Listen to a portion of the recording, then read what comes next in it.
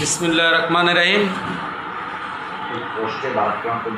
আমরা অতি কষ্টে আজকে এই ভিডিওর সামনে আইছি।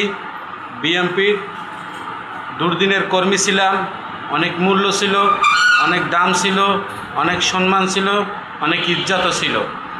এখন বর্তমানে সম্মানও নাই, ইজ্জতও নাই।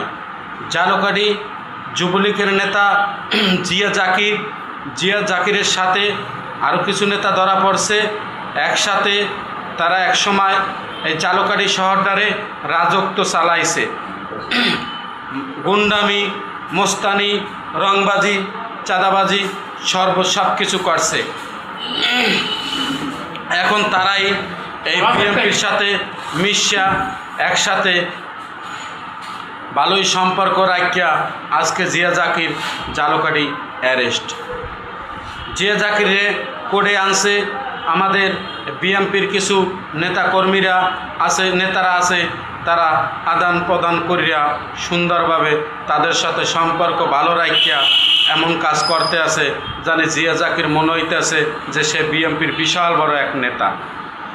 আমি জীবনে কোনো দিন এই 17টা বছরে আওয়ামী লীগের এক কাপ চাও খাই নাই, আওয়ামী লীগের সাথে কোনো মিশি নাই, আওয়ামী লীগের সাথে কোনো সম্পর্ক ছিল না এবং আওয়ামী লীগের নামও শুনতে পারি নাই।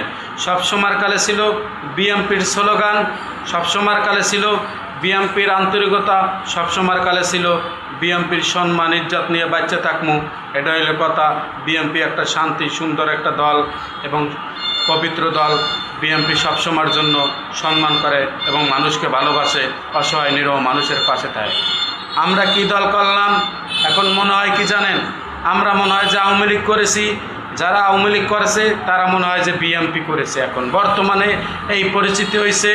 আমাদের জালকাঠি এমপি থাক এবং সভাপতি থাক, সেক্রেটারি থাক, অন্য অন্য সংগঠনের যারাই থাক, তারা মনে হতে আছে আমাদের কোনো বিএনপির কর্মী লাগবে না, আমরা নিজেরাই নেতা, আমরা নিজেরাই সব কিছু, আমরা যা কর্মু কেউ কিছু বলবে না, আমরা সব কর্মু, কর্মীরা খালি চাই থাকবে, কর্মীরা সব দেখবে, আমাদের কোনো কিছুই লাগবে না।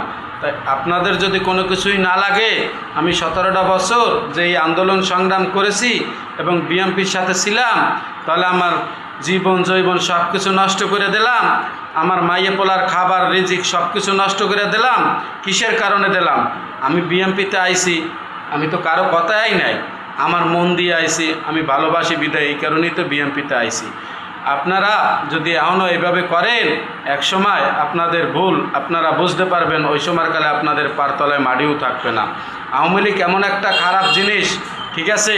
আওয়ামী লীগের বিষ যার শরীরের ভিতরে ঢোকে সে আজীবন মনে রাখে ওই বিষ কোনোদিন আর ওজায় জারাইয়াও লামাই দিতে পারে না। বিএনপির নেতা ভাইরা আপনারা বুঝবেন এক সময় যে আসলে সত্যি কর্মী হিসাবে ওই পোলাটা যে কথাগুলো বলছে মোবাইলের মাধ্যমে, ভিডিওর মাধ্যমে, আসলে কথাটা বাস্তব।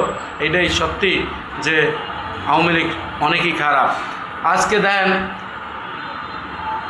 এই যে 5ই আগস্টের আগে 2 তারিখ 3 তারিখ যে মারামারি পিটাপিটি যে দেশের রণক্ষেত্র হয়েছে, দেখেন আওয়ামী লীগ একটা মানুষেরও ছাড় দেয় নাই। স্কুল কলেজে ঢুকিয়া স্টুডেন্ট মাইপোলারে কি পিটানরা পিটাইছে, গরুর মতন পিটাইছে। কেউ মাহারা হয়েছে, কেউ বাইহারা হয়েছে, কেউ সন্তানার হয়েছে, কেউ বাপারা হয়েছে, এমন পরিস্থিতি হয়েছে। আজকে আমরা সুন্দরভাবে আওয়ামী লীগের মাথায় তেল দিয়া লালন পালন করিয়া ঘরের দ্বারে রাখিয়া ঘুমলাই থই দি, আসলে এগুলো ঠিক না ভাই। আওয়ামী লীগ কলম আমাকে ছাড়বে না ভাই। ওরা যতই আপনাদের টাকা পয়সা দিক, এই আওয়ামী লীগের কথায় আপনারা পড়েন না, একসময় ভুল বুঝতে পারবেন। ঠিক আছে, সারা বাংলাদেশের যত ত্যাগী নেতারা আছেন আপনারা বিএনপির প্রোগ্রামে আসছেন না ভাই, ঠিক আছে?